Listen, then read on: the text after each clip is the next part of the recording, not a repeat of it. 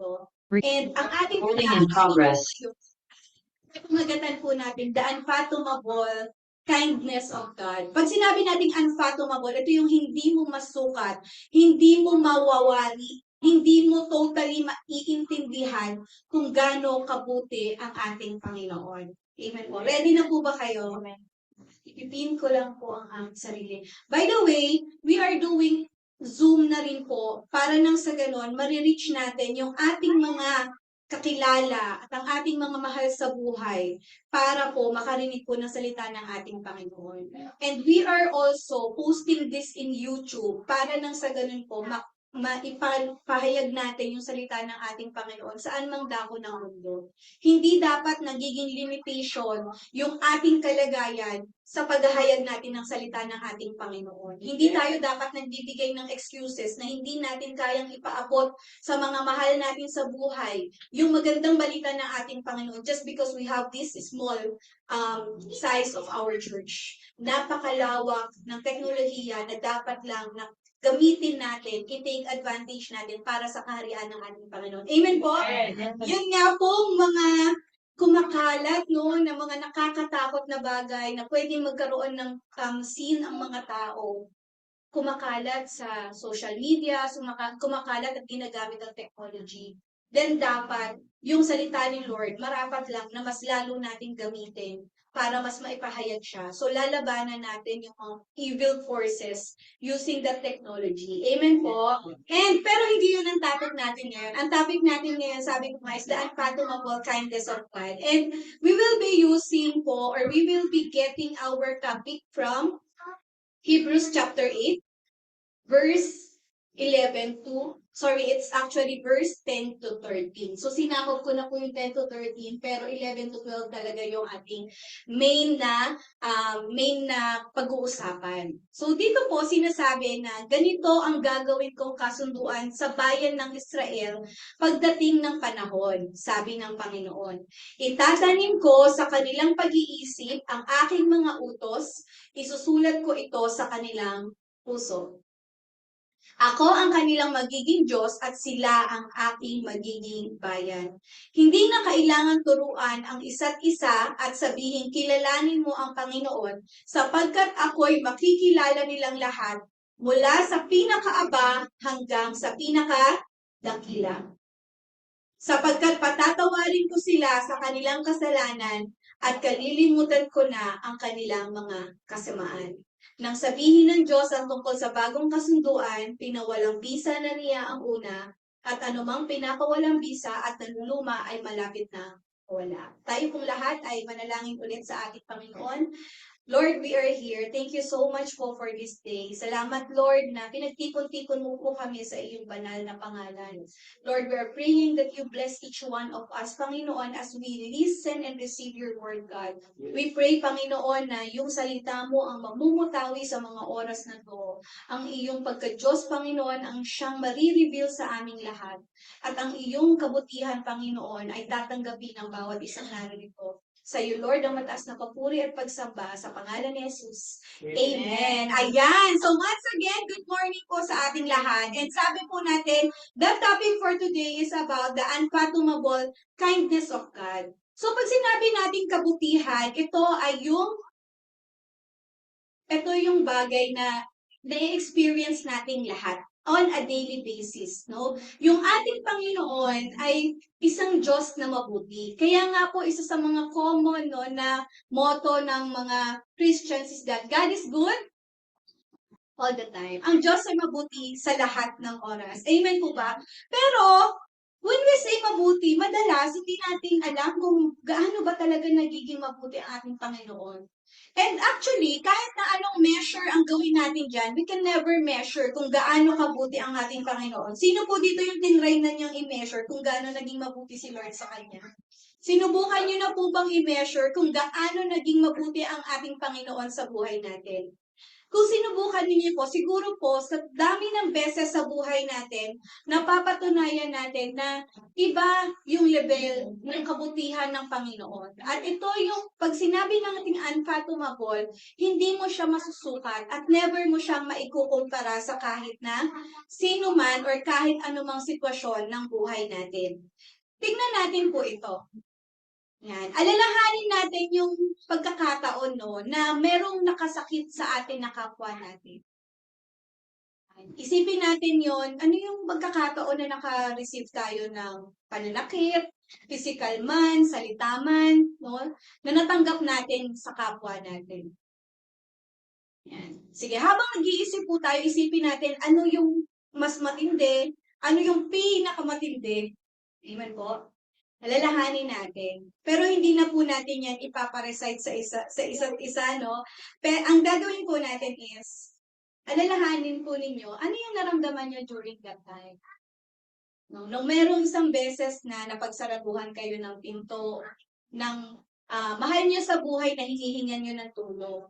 Yung pagkakataon na naghahanap ka ng pangunawa pero imbis na unawain ka, isinisi sa'yo yung bagay na gusto mong hingan ng pangunawa. Yung pagkakataon na binigay mo yung lahat, sinacrifice mo yung lahat na meron ka, pero hindi ka nabalikan ng same na pagmamahal na ibinigay mo. Yung kahit anong gawa mo na mabuti dun sa kapwa mo na yun, wala siyang ibang nagagawa kung hindi yung sinasaktan ka o nakakaramdam ka ng sakit sa buhay. Siguro yan, pwedeng nararanasan natin ngayon, pwedeng naranasan natin noon. Pero ang tanong is, kumusta yung pakaramdam natin sa mga oras na to? Do we have the heart to say that I have already forgiven that person? Sa mga pagkakataon na to, nung na naaalala mo yung time na nasaktan ka ng kapwa mo, do you think you have the heart now na bukod sa patawarin siya, kaya mo pa rin siyang gawan ng kabutihan? Kaya mo pa rin ba siyang bigyan ng same na pagmamahal na katulad ng pagmamahal na ibinigay mo sa kanya noon? Sabi po dati, forgive and forget. Amen po ba? Pero bilang mga tao, isa ito sa mga bagay na hindi madali para sa atin. And in fact, maraming beses sa buhay natin na pwede natin ma-experience na meron kang nakaaway nung elementary ka, and up to now, you still remember kung ano yung offense na nagawa sa iyo ng kapwa mo na yun, and hindi mo mapatawad yung kapwa mo na yun dahil nasaktan ka niya. Merong pagkakataon na nagawa kang saktan ng kapwa mo, na sinabi mo, napatawad ko na siya, pero hindi ko kaya kalimutan yung ginawa niya. Amen po ba doon? Diba? We experience that. And madalas, we get this advice from the people, no? Na okay lang na magpatawad ka, pero wag mong kalimutan yung ginawa niya. No? Ngayon ito naman po, balik na rin po natin. May naaalala po ba kayong pagkakataon sa buhay ninyo na kayo naman yung nakasakit? Someone cried. Someone got hurt dahil sa bagay na nagawa ninyo. Pwedeng dahil nalaman niya na napag-usapan mo tsaka ng iba mong kakilala yung buhay niya. Pwedeng may nasabi ka na iniisip mo para sa ikabubuti niya pero masakit para sa kanya. May pagkakataon na gusto mo sana siyang matuto pero imbis na matuto siya, nasaktan siya. Naalala niyo po ba yung pagkakataon na yun? Ano sa palagay ninyo yung naramdaman ng taong yun noong mga panahon yun? Sa palagay niyo ba, yung kaninang inalala niyo kung paano kayo na-offend nung taong naka-offend sa inyo before, yung pakiramdam ba ninyo noon, sa palagay niyo naramdaman din siya ng taong nasaktan ninyo? Na posible na up to this point, hindi pa rin kayo mapatawad ng kapwa ninyo na yun. Or up to this point, hindi pa rin niya makalimutan yung kasalanan na nagawa niyo sa kanya that time. Or yung offense na nagawa niyo sa kanya that time. I've heard this from one of the television show na narinig ko. No? Sabi niya, it doesn't matter who's right or wrong. Pero pag nasaktan mo yung kapwa mo, ibig sabihin, you did something wrong. Kasi nakasakit ka. Na no matter how you want it to happen, na hindi siya, na matuto siya, na para sa ikabubuti niyo yung bagay na gusto mong gawin, yung mga pagkakataon na yon, ibig na natulungan mo siya, nasaktan siya, ibig sabihin, may nagawa kang pagkakamali. At siguro sa buhay po nating lahat, meron tayong mga isa, dalawa, tatlo. Huwag naman po sanang aabot ng 10, no? Dahil mga anak na tayo ni Lord, na may mga pagkakataon tayo, na meron tayong mga tao na talagang nasaktan natin. May mga tao tayo na talagang hindi na natin alam kung paano pa natin maaayos yung relasyon na meron tayo. And madalas, kahit ito naman talaga din yung sinasabi natin sa ating, no? Na minsan, may mga relasyon na talagang ipagpapasa Diyos mo na lang. Dahil hindi mo na kayang gawan ng paraan. Dahil sa parte mo, hindi mo na kaya or hindi mo pa kaya na ayusin yung sitwasyon na yan. Amen po. And it's a reality in life na merong taong hindi kayang magpatawad sa atin. The sad thing is, minsan, kahit yung taong pinakamalapit sa atin, pwede tayong itakwil. Amen po ba? Amen.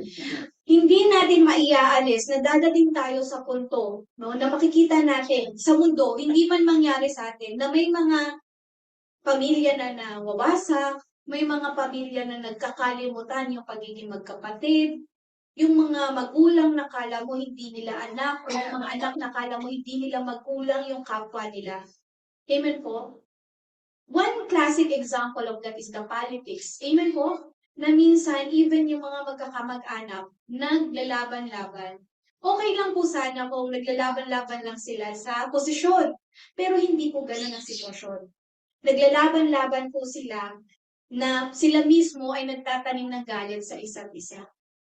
It's a sad thing sa buhay nating mga Kristiyano na kahit anong gusto nating maayos ang isang relasyon, na meron tayo dito sa mundong ito, hindi natin na kayang gawin. Kasi we feel like wala na tayong control. Wala na tayong magagawa. Kasi kung naka-close na yung door ng kapwa natin na yun, wala na tayong magiging way para pasukin yun.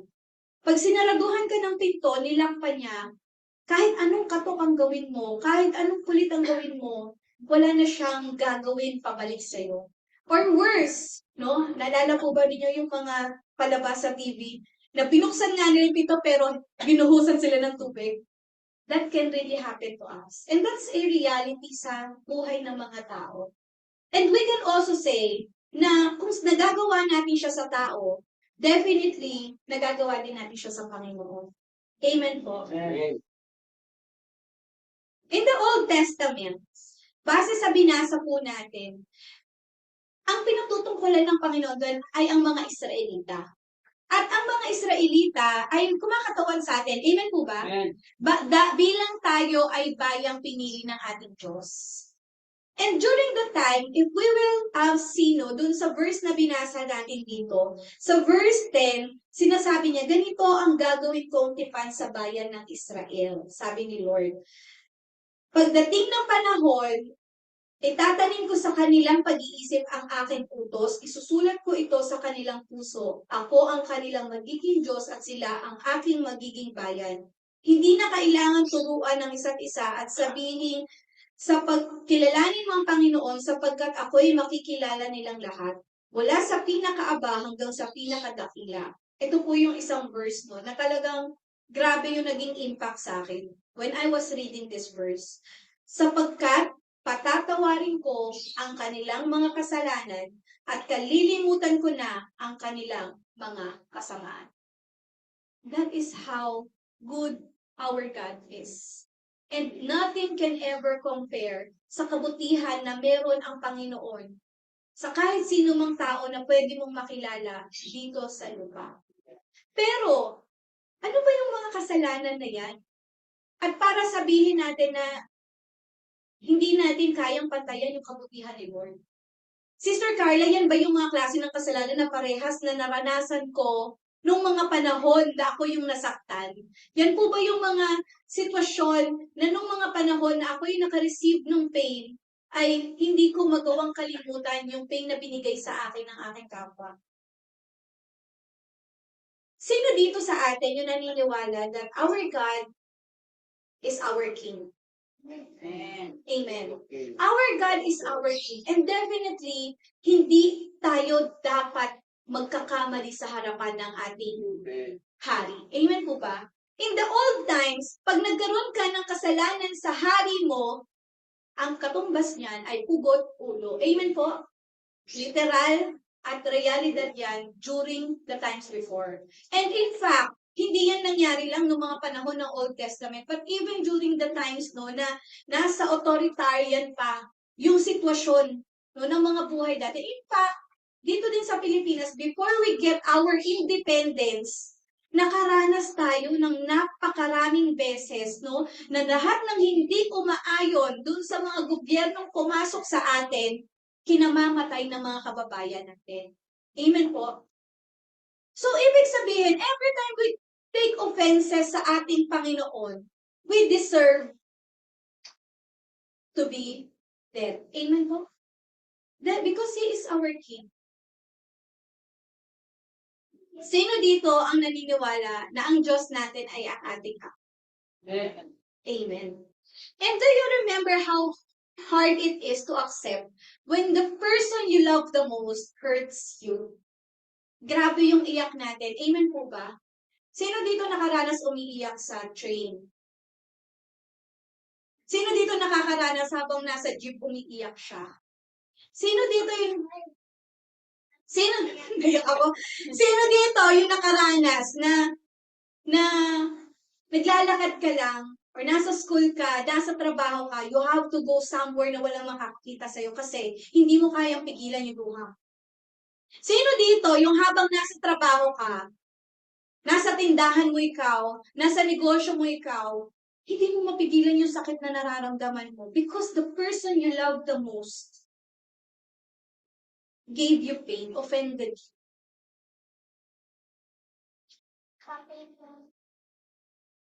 Alam niyo po, lalo na sa mga hindi pa magulang,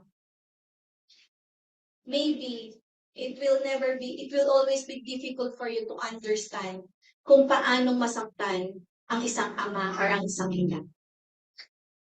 Yung sakit na pwede nating idulot sa kanila, yung sakit na parang grabe, yung pagpiga sa puso nila. And we can imagine sa buhay natin, if isa kang magulang, alalahanin mo kung paano sobrang sakit para sa'yo na yung anak mo ay nasaktan. That can be something na pwede mong napakaganito din yung pain na nararamdaman ni Lord or higit pa.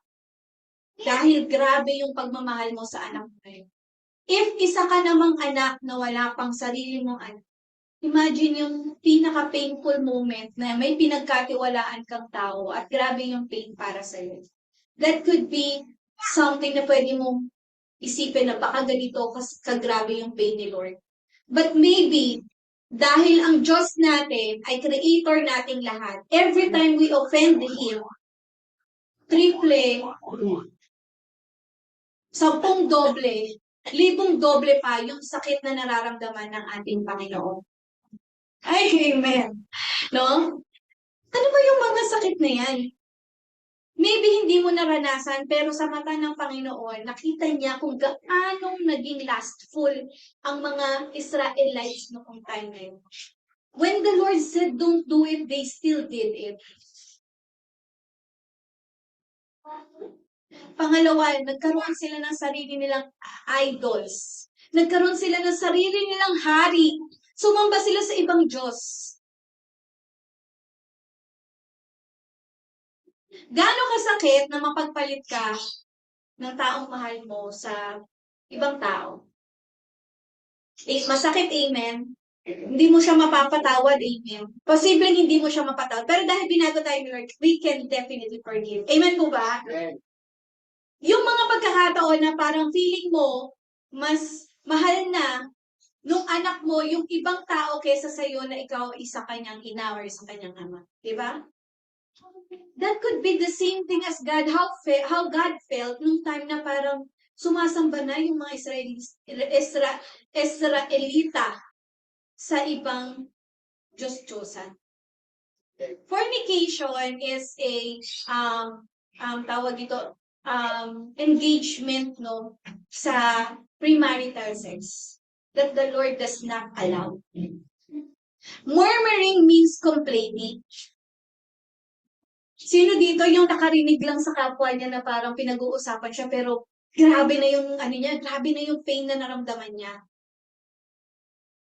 That could be the same pain that God, or doble pa doon, triple pa doon, yung naramdaman ni Lord. Nararamdaman ni Lord every time we complain. Every time, nasasabihin natin, ano ba namang klaseng buhay to? Ano ba namang uri ng pamumuhay meron tayo? And lastly, the Israelites kept on tempting God na parang kailangan ni Lord laging i-prove yung sarili niya sa kanila. Imagine how painful it is para kay Lord. And these are just 5 of the things na ginagawa ng mga Israelita noon na pwedeng ginagawa rin natin kay Lord ngayon. Amen po ba? Imagine how painful it is for God to experience this. But as I have said, iba ang kabutihan ng ating Panginoon. Bakit? Because yung mga sins na yan, enough para i-destroy ni Lord ang mundo. Amen po ba? Enough para lipunin tayo ng ating Panginoon at hindi na makasama niya sa eternity. But God is so good that He allows you para makasama niya sa buhay na walang hanggan, no matter how sinful you and I are. Ano ang ginagawa ng ating Panginoon? Usually, kapag mayroon tayong nagagawang kasalanan or nakakagawa ng kasalanan sa atin ang kapwa natin, what we do is, bahala siyang gumawa ng paraan. And ito, napaka-classic na to, no? Sasabihin sa atin or sasabihin natin, di nga siya nagsusorry sa akin eh. Amen po ba? Na talagang dahil sa palagay mo, ikaw yung nasa tama, talagang gusto mo, yung taong yun ang lalapit sa'yo. And minsan, kahit na ikaw na yung nasa mali, ang tingin mo pa rin sa sarili mo, ikaw pa rin yung tama. Alam niyo kung ano yung difference ni Lord sa atin?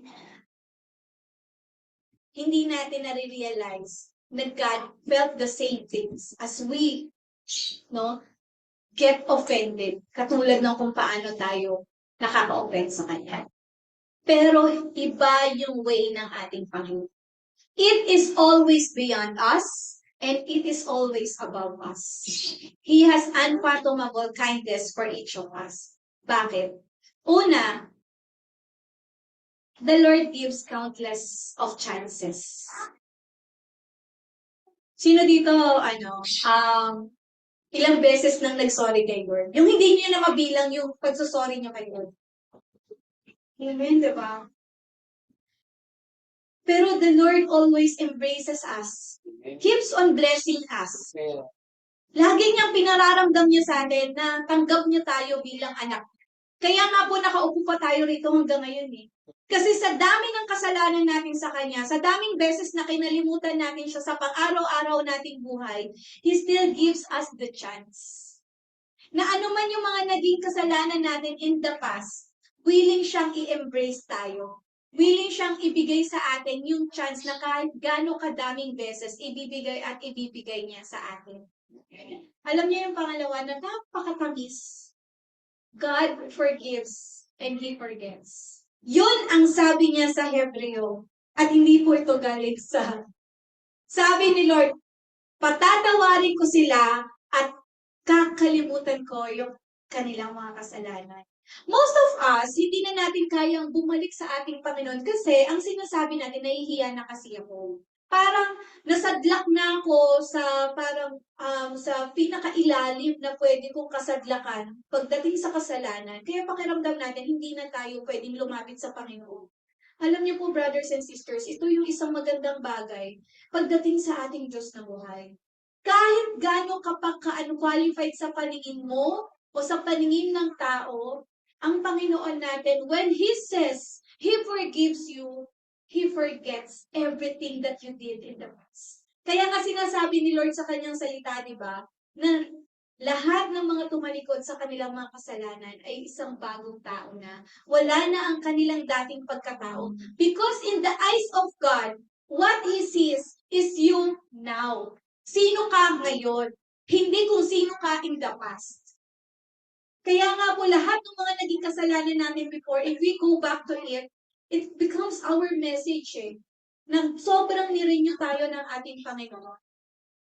That we still are able to face the Lord, talk to Him, come to Him, kasi hindi dahil ikaw, kinalimutan mo yung mga kasalanan mo. Hindi dahil ikaw, pino-forgive mo yung sarili mo. Kung hindi si Lord mismo, kahit hindi mo pa napapatawad yung sarili mo, pinatawad ka niya. Yes. In fact, di ka pa nagsusorry. Binigay na niya si Jesus Christ para sa'yo, tsaka para sa'yo. Amen.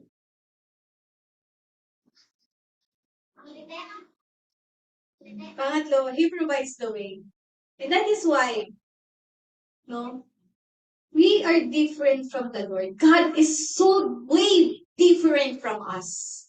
Because God gives us the way para makalapit tayo sa Kanya. Pero, tayo bilang mga tao, sa mga taong nagkasala sa atin, I don't think we ever open the way for them. Lalo na doon sa mga taong nakasakit sa atin. We always, say na sila ang lumapit. Nandito lang naman ako. Sila ang humingi ng patawad dahil makikinig naman ako. But God is different. God reached out His hand para sa ating lahat. God provided the way para sa ating lahat. If i-imaginein po ninyo yung panahon or yung sarili po ninyo as someone na hindi ka patapatawad. Someone na may mga nagawang kasalanan sa ating Panginoon. Na pwedeng, ang dami nyo nang naranasan na persecution dito sa mundong ito dahil nakagawa ka ng kasalanan. Pwedeng, ang daming mga kamag-anak mo, magulang mo, kapatid mo, na lagi kang sinasabihan na dapat ito yung gawin mo, ito ka dapat, ito. Or sinisisi ka dun sa mga past decisions mo in life. O kaya naman yung mga kapitbahay mo, naririnig mo, nalalaman mo, na pinag-uusapan ka kasi para sa kanila, hindi ka tanggap-tanggap yung desisyon na ginawa mo sa buhay. And ikaw, nandun ka na sa sitwasyon na parang hindi mo na alam kung paano mo ibabangon yung sarili mo.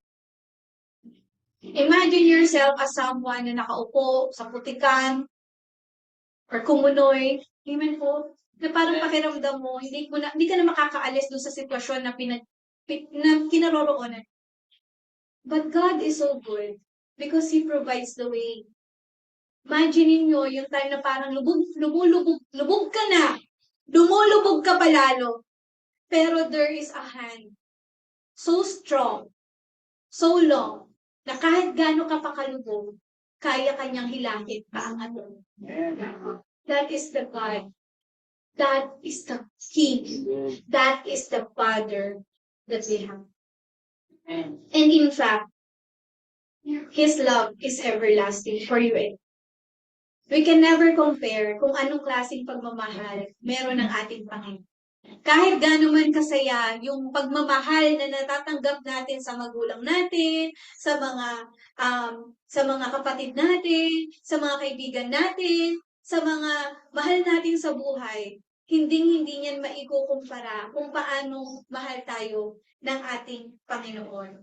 Dahil handa si Lord na burahin lahat yung mga naunang loss at palitan siya ng bago sa paraang kaya nating tanggapin, kaya nating gawin, at kaya nating ibigay sa Kanya.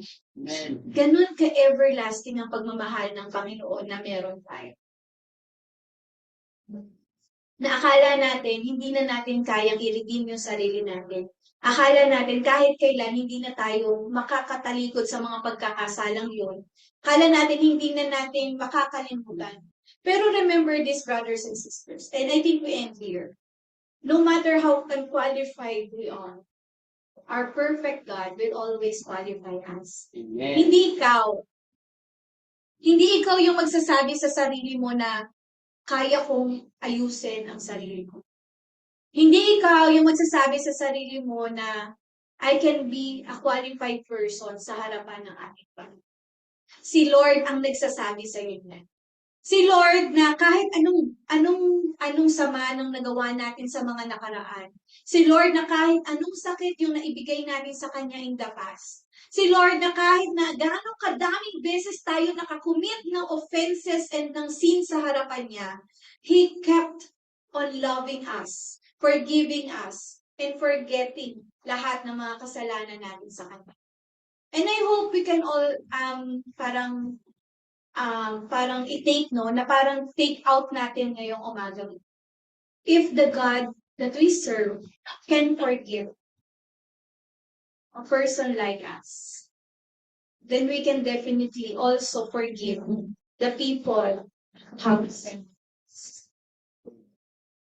I have a song na sabi ko nga dati sa inyo, every time na naririnig ko siya, talagang I am drawn to tears kasi naaalala ko kung gaano tayo kamahal ni Lord.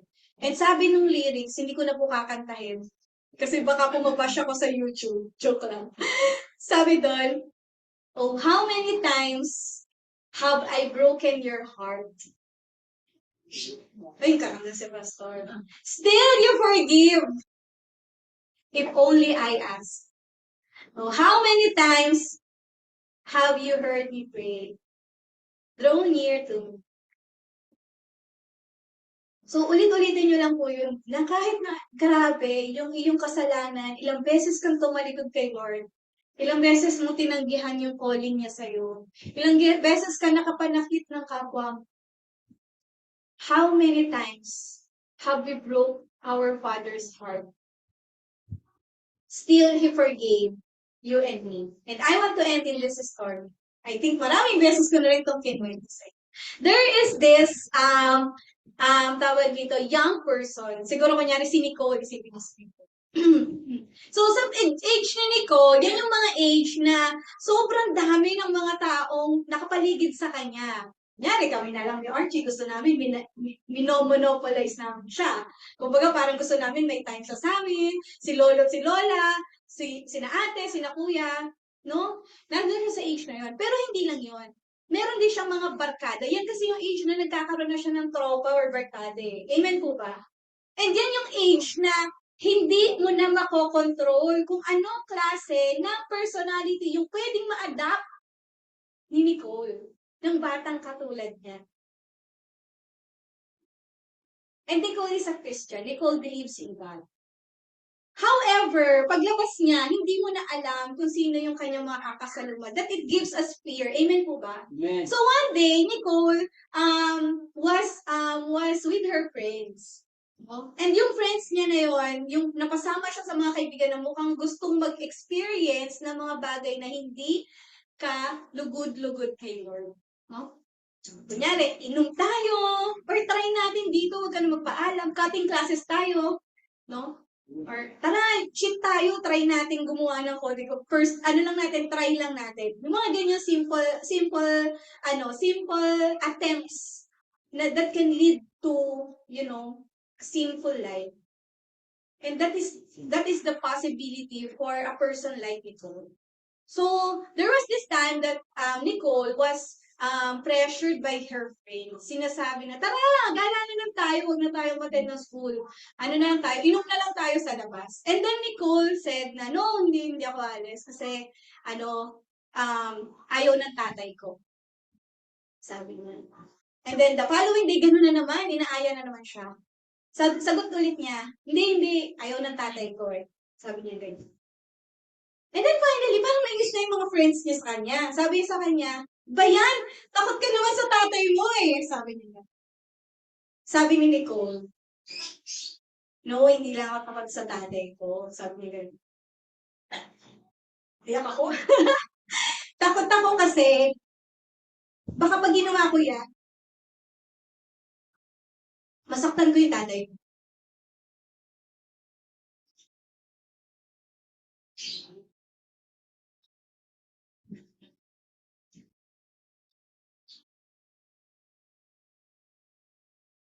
So kung i-relate mo siya kay Lord,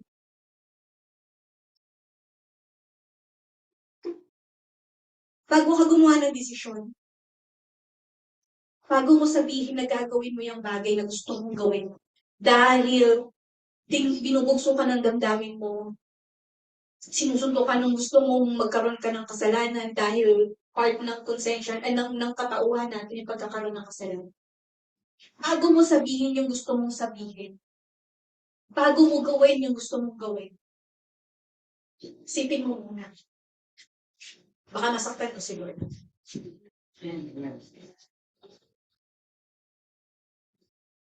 Baka masaktan ko yung tatay ko. Amen? Amen. Amen. Tayo po tayo.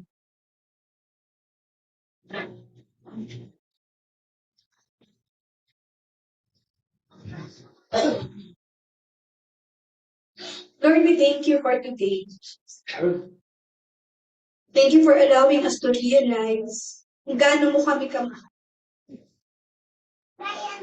Thank you, Lord, for letting us know that no matter how sinful we are, gaano man kabigat, gaano man katindi, Panginoon, yung sama ng ugali namin, Lord, ng galaw namin, Panginoon, ng pananalita namin, Panginoon, hindi talaga kayang mapantayan ni man yung kabutihan na meron ka para sa amin.